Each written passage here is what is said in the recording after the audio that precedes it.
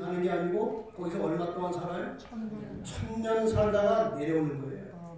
왜냐하면 인류의 원 고향은 하늘이 아니고 이 지구예요. 에덴 동산이 원 고향이고 하나님이 인간을 회복하시는 것은 이 지구의 상태를 원래대로 다시 회복하시고 사람을 완전히 변화시켜 주셔서 아담과 하와가 처음 창조되었을 때 그 상태가 되어서 우리가 다시 한번 영원히 사는데 달라진 것은 하나님이 이 땅에 내려오셔서 같이 사십니다. 이게 달라진 거예요.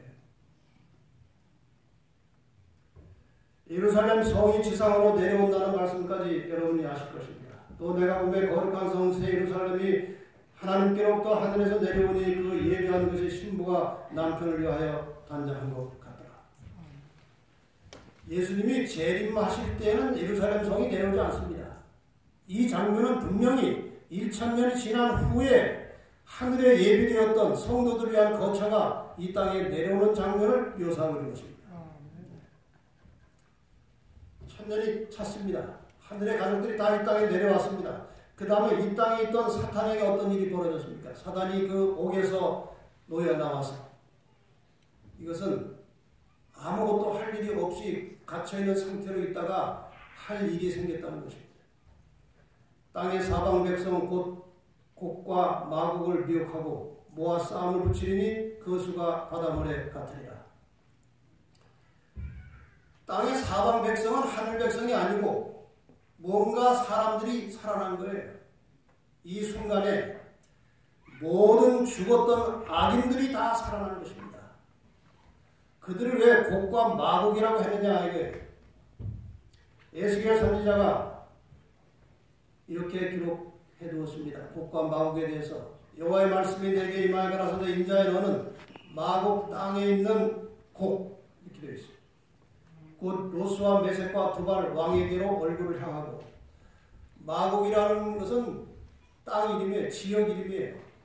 이스라엘 약간 북방에 위치한 지역을 마곡이라고 했습니다. 그리고 그 마곡 땅에서 시시로 일어나서 이 아래에 이스라엘 백성들을 공격하고 전쟁을 일으키는 그 왕들을 곡이라고 하는 것입니다. 그러니까 이 곡과 마곡이라고 하는 것은 하나님을 대적하면서 그 백성들을 공격하는 모든 악의 세력들을 곡과 마곡이라고 했다는 것입니다.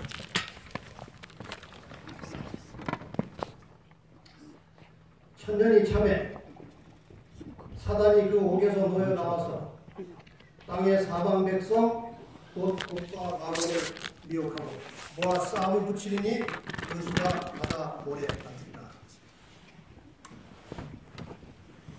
자, 이제 여기에서 우리는 두 부활과 두 사망에 대해서 설명할 필요가 있겠습니다.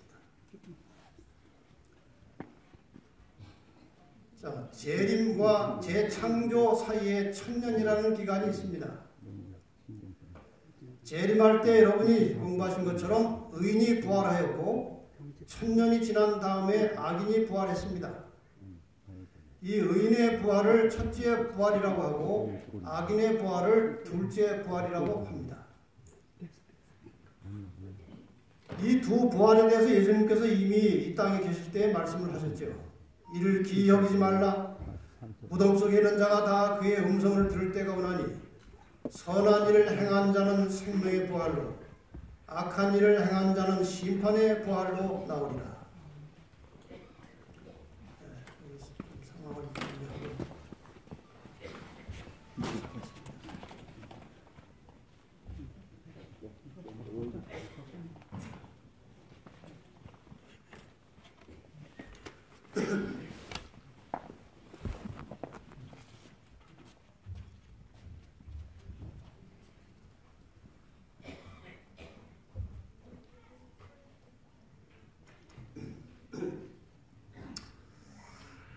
우리 저 형제를 위해서 잠깐 기도하겠습니다. 하나님, 예배 중에 한 형제가 몸에 이상이 와서 지금 쓰러졌습니다. 그가 하나님을 신실히 믿고 기적같이 몸을 회복하여 건강한 중에 함께 일하다가 약간의 이상이 생겼습니다. 하나님, 회복시켜 주시고 건강을 되찾게 해주셔서 다시 그의 회복된 몸으로 하나님께 영광을 돌리게 하시고 다른 모든 사람들에게도 희망이 되게 하여 주시옵소서. 예수님의 이름으로 기도합니다. 이렇게 해서 두 부활이 있습니다. 그래서 첫째 부활은 의인의 부활은 생명의 부활이고 악인의 부활은 심판의 부활입니다. 첫째 사망은 무엇일까요? 예수님 재림 전에 죽은 모든 의인과 악인의 사망을 첫째 사망이라고 합니다. 둘째 사망은 부활했던 악인들이 심판에 의해서 심판을 집행함으로 다시 죽게 됩니다. 이것을 둘째 사망이라고 합니다. 모든 죽은 자들은 반드시 한 번 부활하게 되어 있어요. 생명의 부활과 심판의 부활로 부활하게 되어 있습니다. 그 부활한 악인들을 이제 사탄이 충동해서 저 영광스러운 새 예루살렘 성을 공격하려고 하는 것입니다. 저희가 지면에 널리 퍼져 성도들의 진과 사랑하시는 성을 두루매 포위한 것입니다. 이 상태에서 모든 이 지구상에 존재하는 인간들은 군대말로 하면 동작 그만 다 꼼짝없이 선 상태에서 거대한 행사가 벌어집니다. 그것이 바로 예수 그리스도의 대관식이에요. 이제 그리스도께서는 원수들 앞에 다시 나타나신다. 그 성보다 훨씬 높은 곳, 찬란한 황금 기초 위에 높이 들린 보좌가 있다.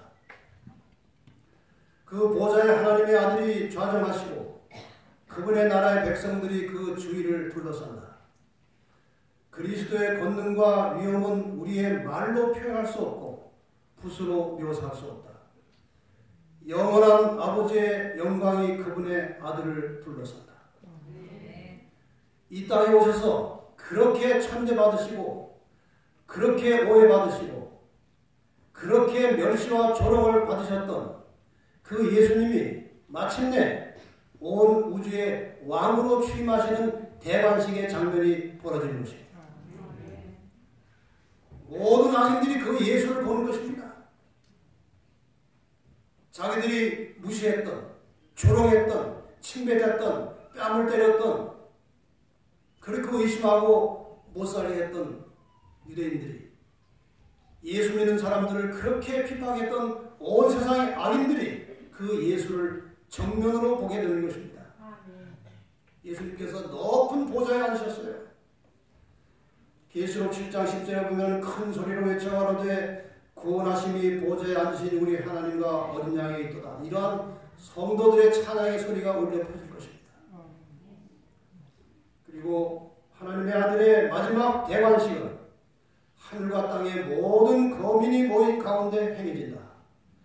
이제 만왕의 왕께서는 최고의 위엄과 권세를 가지고 당신의 정부에 반역한 자들에게 선고를 내리시고 하나님의 율법을 범하고 그분의 백성을 박해한 자들에게 판결을 집행하신다.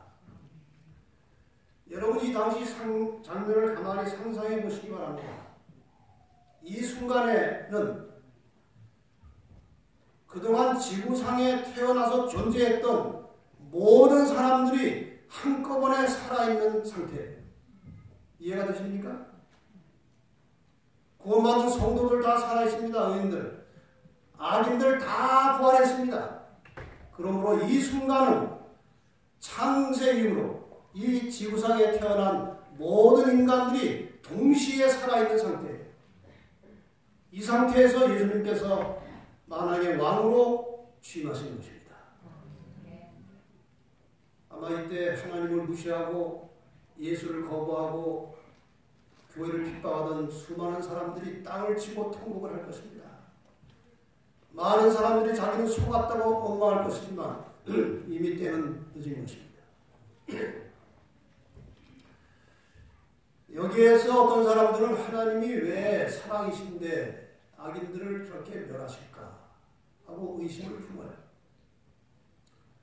하나님은 죄인을 사랑하십니다. 그런데 죄와는 하나님이 같이 계실 수가 없어요. 죄는 하나님과 만나면 그대로 충돌을 일으켜서 죄는 없어지게 돼 있어요. 죄와 하나님이 공존할 수 없는 거예요. 악인들이 마침내 멸망을 당할 수밖에 없는 이유가 무엇입니까? 죄를 붙들고 있는 거예요. 죄를 놓지 않는 것입니다. 하나님은 이 죄를 멸하시는 거예요. 그렇기 때문에 끝까지 죄를 놓지 않고 붙든 사람들은 죄와 함께 죽는 것이지 사람이 하나님의 죄인을 죽게 하는 것이 아니에요. 죄를 멸하시는데 그 죄를 붙들고 있기 때문에 같이 죽어버린 것입니다. 여러분, 매일의 생활 속에서 죄를 품고 살지 마시길 바랍니다. 인간이기 때문에 죄된 생각도 할 수 있고 죄된 행위를 할 수 있어요.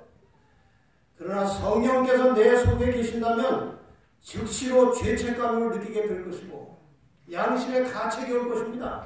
이것이 정상적인 그리스도인이에요.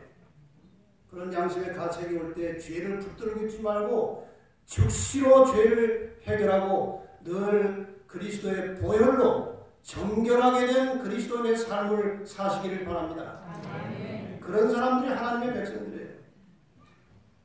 의인은 넘어져도 일어나야 되는 것입니다. 그것이 의인이에요.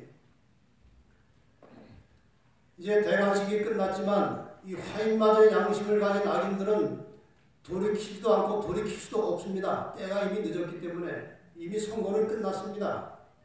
그래서 마지막으로 이제 이 새 예루살렘 성과 성도들을 다시 한번 공격해서 점령하려고 하지만 절대로 이길 수 없는 싸움에 도전하는 것입니다.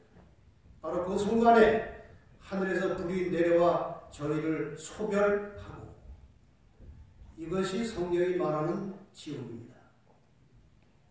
많은 사람들이 이것을 영원한 불이라고 자꾸 말하지만 이것은 영원한 불일 수가 없습니다. 왜 그렇습니까? 이게 영원히 타면은 구원받은 성도들은 성 안에서 영원토록 불구경하는 거예요. 이건 절대로 영원한 불이 아니에요. 성경이 말하는 영원한 불의 의미는 하나님이 주신 불, 결코 사람이 끌 수 없는 불을 가리킬 때 영원한 불이라고 했어요. 그리고 불타서 멸망한 결과가 영원할 때 그것이 영원한 불이에요. 유다서 1장 7절에 소돔 고모라와 그 도시들도 다른 색을 따라가다가 동성연애하다가 그 말이에요. 영원한 불의 형벌을 받음으로 거울이 되었다고 말씀이 나옵니다. 거기 영원한 불이 문자적으로 영원한 불이라면 지금도 옛날 소돔 고모라 자리에 불이 타고 있어야 됩니다. 그건 문자적으로 영원한 불이 아니에요. 소돔 고모라가 불타서 멸망한 결과가 영원한 것입니다. 이 영원한 불은 악인을 태워서 소멸시키고 다시는 회복될 수 없는 그 불을 영원한 불이라고 하는 것입니다. 이렇게 해서 악인들은 이 순간에 다 불타서 소멸되고 하나님께서 죄가 완전히 사라진 지상에 재창조를 하신 것입니다. 같이 한번 읽어볼까요? 시작. 또 내가 새 하늘과 새 땅을 보니 처음 하늘과 처음 땅이 없어졌고 바다도 다시 있지 않더라. 새 하늘과 새 땅, 처음 하늘과 처음 땅은 창세기에 나오는 그 창조에 의해서 만들어졌고 지금까지 유지된 이 세상을 말하는 것입니다. 이 세상, 죄 때문에 다 못쓰게 됐습니다. 더 이상 살 수 없는 세상이 되었습니다. 그래서 하나님께서는 그것을 다 없이 하시고 소멸하시고 재창조하시는 장면이에요. 이 창조가 아마도 순식간에 이루어지지 않을까 하나님의 말씀의 능력으로 저는 그렇게 생각합니다. 또다시 한 주일 동안 창조할 필요가 없죠. 순식간에 이 지구상이 완전히 새로운 세상으로 바뀔 것입니다. 여러분 그 영광스러운 순간에 성 안에 있기를 바랍니다. 성 안에 있어야죠. 성 밖은 멸망을 말하는 거예요.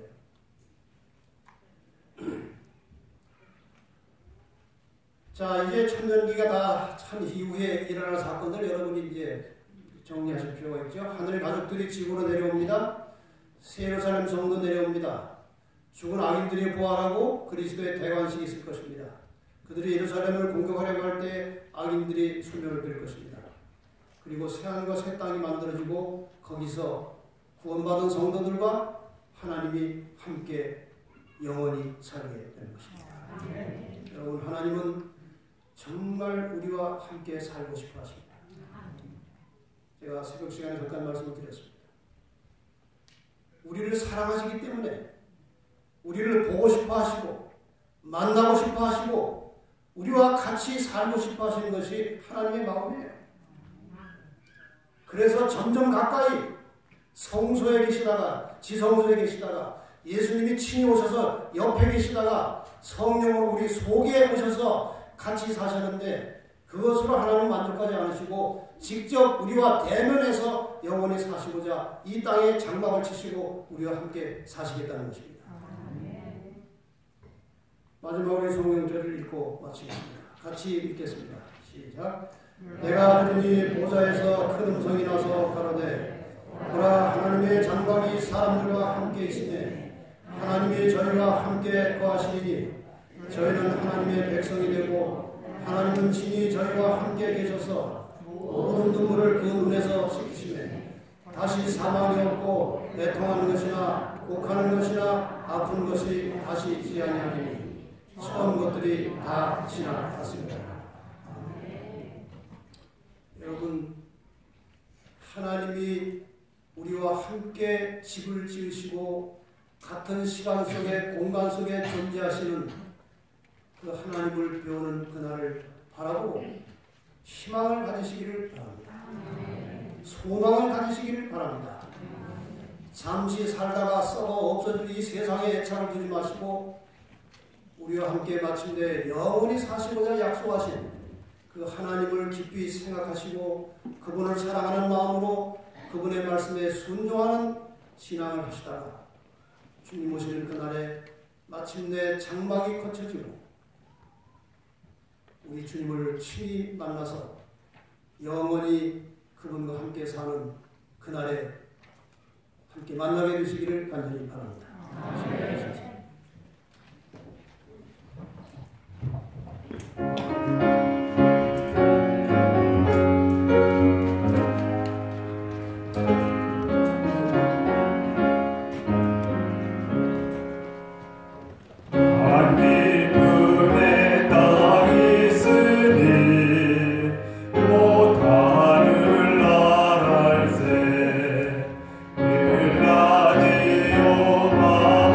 없으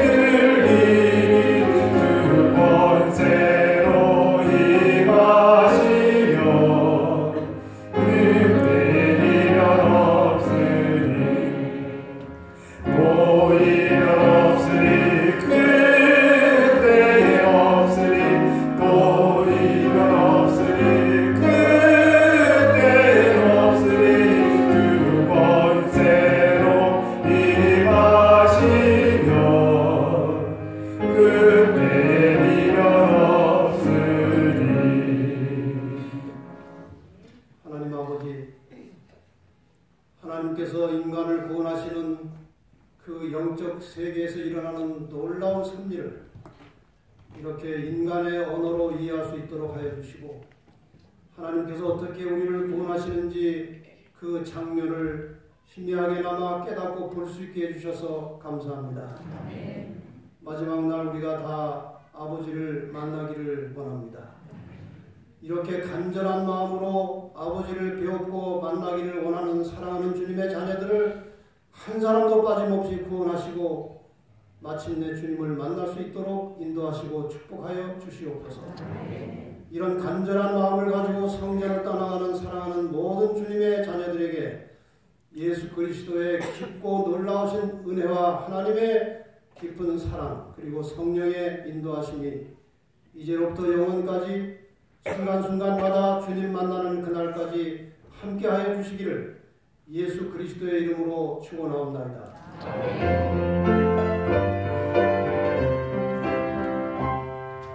주님 다시 오실 때